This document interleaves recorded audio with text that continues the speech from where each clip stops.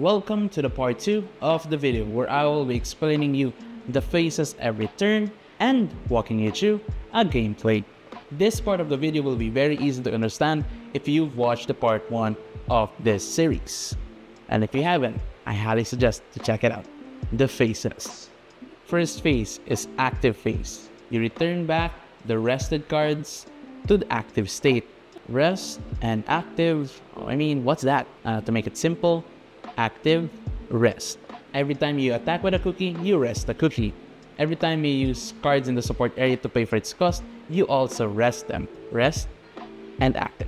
Next phase is draw phase. Simply grab 2 cards from your deck area and add it to your hand cards. This phase is mandatory and you cannot skip it. Why is it required? Because there's one thing we call refresh. For this example, in the draw phase where we are required to draw 2, we draw our first card, and as soon as your deck reaches 0, we have to do refresh.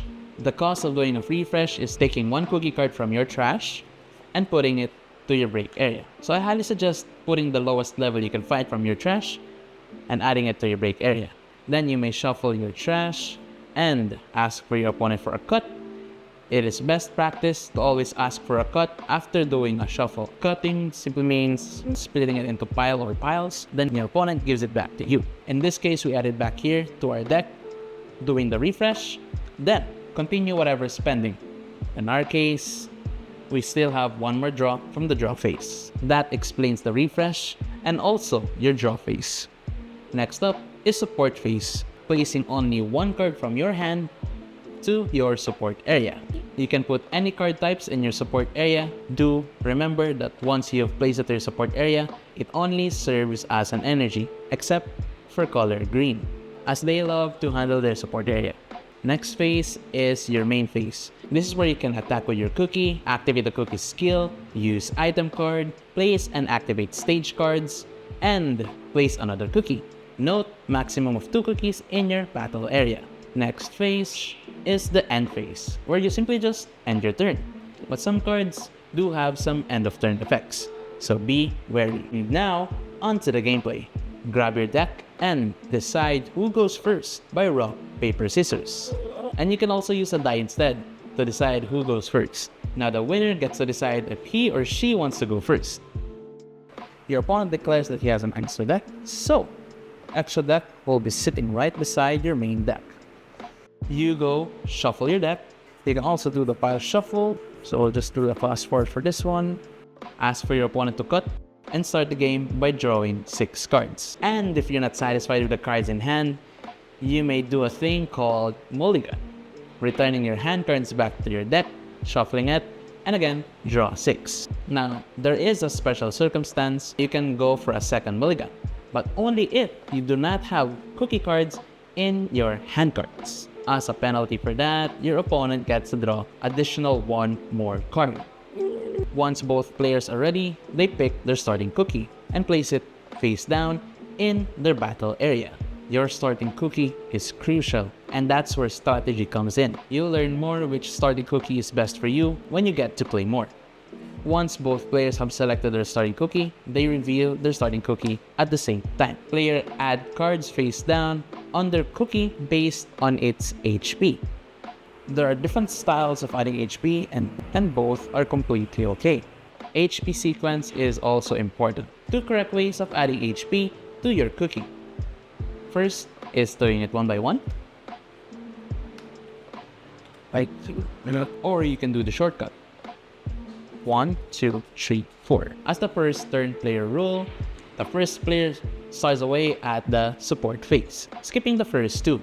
Another first turn player rule to take note is that you are not allowed to use your cookie's base attack, but you may activate a skill. And aside activating a cookie skill, you may also place a stage card as well during your first turn. And once you're done, you end your turn. Now the second player gets to do the phases from top to bottom. And note, going straight to main phase means you are skipping support phase. So it is important to do your support phase first before your main phase, because you can skip your support phase. Now player 2 continues with its support phase and places another cookie during its main phase. But you may withdraw placing a cookie as long as you have not yet placed any HP. Now back to the game. Player 2 decides to pass its turn. Player 1 places support and deals 1 damage. Now player 2 takes 1 damage, flipping its topmost HP. And there you go, the element of surprise of CookieRun Braverse. Flip cards. Flip cards activate when they are revealed as that cookie takes damage. And another rule for that, flip effects only trigger when the HP card is revealed because of a damage. So if it is sent directly to the trash by another effect, it would not trigger. For this, it is draw 1, so player 2 draws 1. Player 1 ends the turn, passing it to player 2.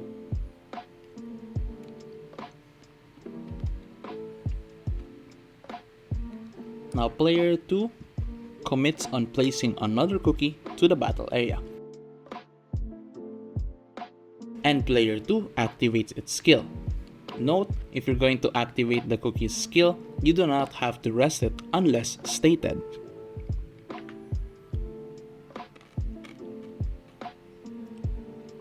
So of course, you have to pay its cost and do the effect. Player 1 takes 2 damage.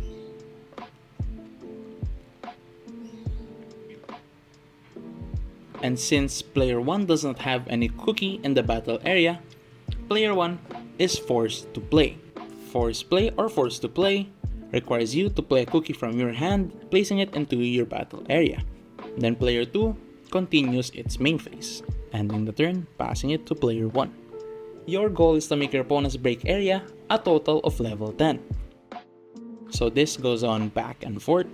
To save your time, we will fast forward the gameplay and show the special interactions instead.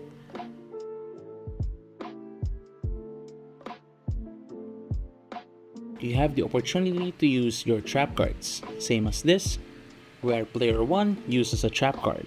So it is best to save your support.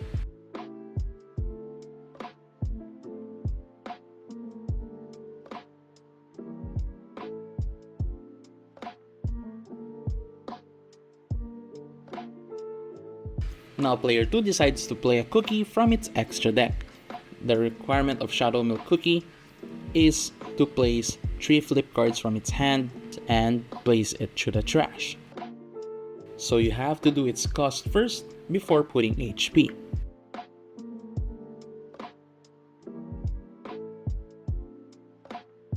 Now player 2 is forced to play, but counting its break area, it has reached the limit of level 10, making player 1 the winner of the match. And as a good practice, always end the match with a fist bump. And that is how to play CookieRun Braverse. I hope you learned a thing or two from this series. Then let me know in the comments down below, what else would you like to learn more about CookieRun Braverse? This video took a lot of effort to make, so providing feedback via comment or message or DM is highly appreciated. And if you like this video, don't forget to hit the like and subscribe. And I'll see you on the next video. Bye!